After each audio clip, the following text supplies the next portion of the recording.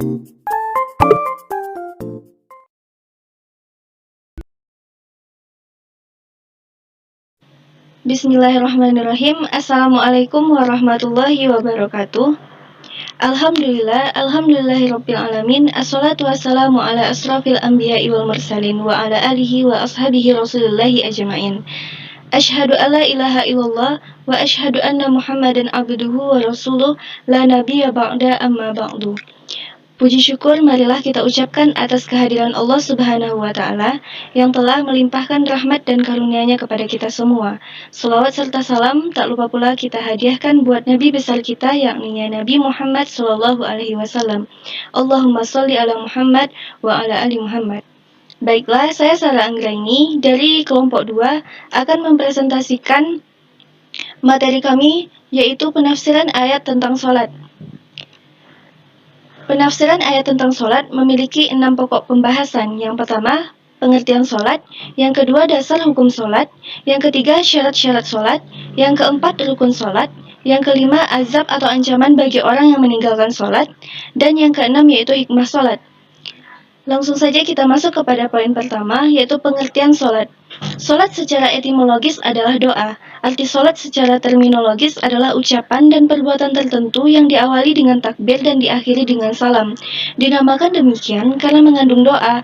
Orang yang melakukan sholat tidak lepas dari doa, ibadah, pujian, dan permintaan. Itulah sebabnya dinamakan sholat. Poin yang kedua yaitu dasar hukum sholat. Ayat Al-Qur'annya dijelaskan dalam surat Al-Baqarah ayat 43, yaitu Bismillahirrahmanirrahim wa aqimus sholata wa atuz zakata warka'u ma'ar raki'in. Artinya, dan laksanakanlah sholat, tunaikanlah zakat, dan rukuklah beserta orang-orang yang ruku. Hadis Rasulullah yaitu Ani bin Umar radhiyallahu anhuma qala Rasulullah sallallahu alaihi wasallam, buniyal Islam ala khamsin, syahadati an la ilaha illallah wa anna Muhammadar Rasulullah wa iqamis shalah wa ita'iz zakah wal haji wa shaumi Ramadan. Artinya, dari Abdullah bin Umar radhiyallahu anhu berkata, Rasulullah sallallahu alaihi wasallam bersabda, dasar atau pokok Islam itu didirikan atas 5 hal, yaitu bersaksi bahwa tidak ada Tuhan melainkan Allah Subhanahu wa Ta'ala dan Muhammad adalah utusan Allah, mendirikan sholat, memberikan zakat, haji, dan puasa Ramadan. Hadis riwayat Bukhari. Poin yang selanjutnya yaitu syarat-syarat sholat. Syarat-syarat sholat ada 2, yaitu syarat wajib sholat dan syarat sah sholat. Syarat wajib sholat yaitu muslim, berakal, baligh, bersih dari darah haid dan darah nifas. Kemudian syarat sah sholat diantaranya, waktunya telah tiba, suci dari hadas besar dan hadas kecil, suci badan, pakaian, dan tempat dari najis, menutup aurat, serta menghadap kiblat. Poin yang selanjutnya yaitu rukun sholat. Rukun sholat ada 13, yang pertama niat, yang kedua berdiri tegak bagi yang kuasa, yang ketiga takbiratul ihram, yang keempat membaca Al-Fatihah, yang kelima ruku', yang keenam i'tidal, yang ketujuh sujud 2 kali untuk setiap rakaat, yang kedelapan duduk di antara 2 sujud, yang kesembilan duduk akhir, yang ke-10 membaca tasyahud sewaktu duduk akhir, yang ke-11 membaca shalawat atas Nabi Muhammad SAW, yang ke-12 mengucapkan salam, dan yang ke-13 yaitu tertib.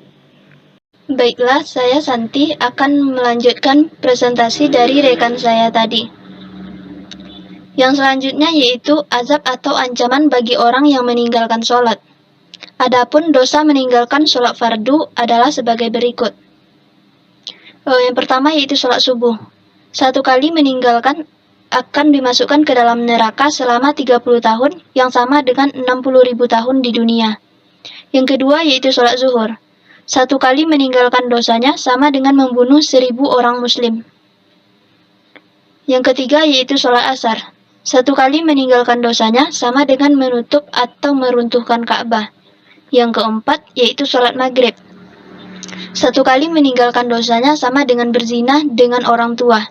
Yang terakhir yaitu sholat isya. 1 kali meninggalkan tidak akan diridhoi Allah, tinggal di bumi atau di bawah langit, serta makan dan minum dari nikmatnya. Selanjutnya yaitu hikmah sholat. Di antara hikmah diwajibkannya sholat, bahwa sholat itu membersihkan jiwa, menyucikannya, mengkondisikan seorang hamba untuk munajat kepada Allah Subhanahu wa Ta'ala di dunia dan berdekatan dengannya di akhirat, serta melarang pelakunya dari mengerjakan perbuatan keji dan kemungkaran.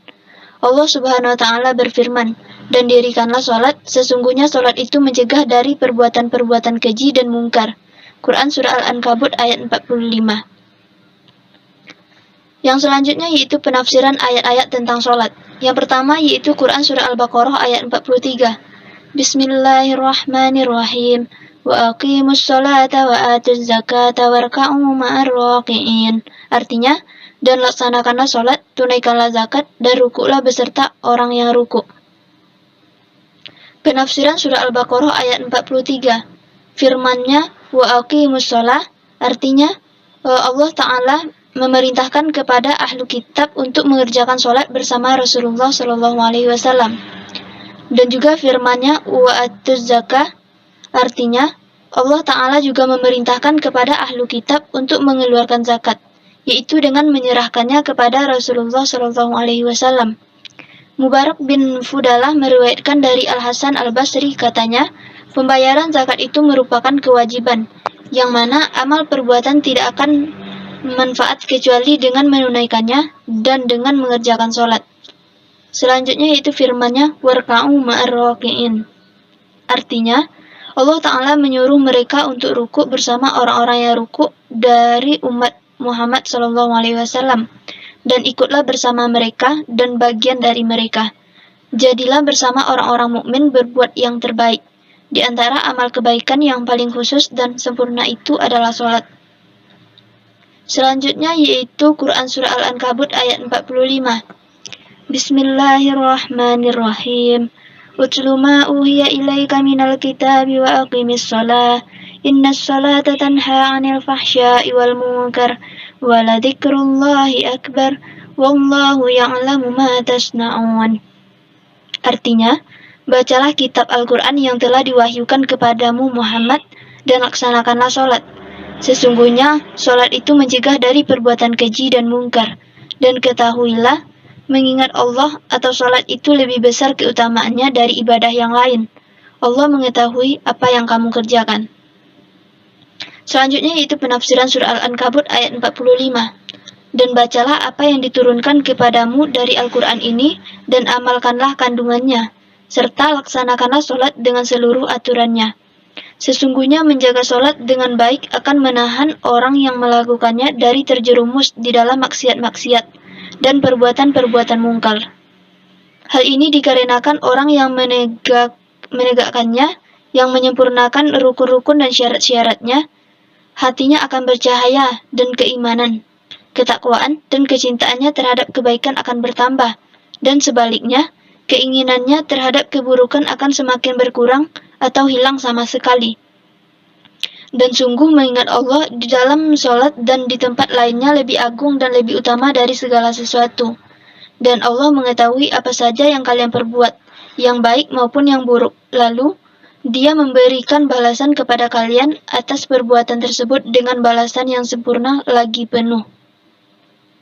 Mungkin sekian penyampaian materi dari kelompok kami. Terima kasih. Wassalamualaikum warahmatullahi wabarakatuh.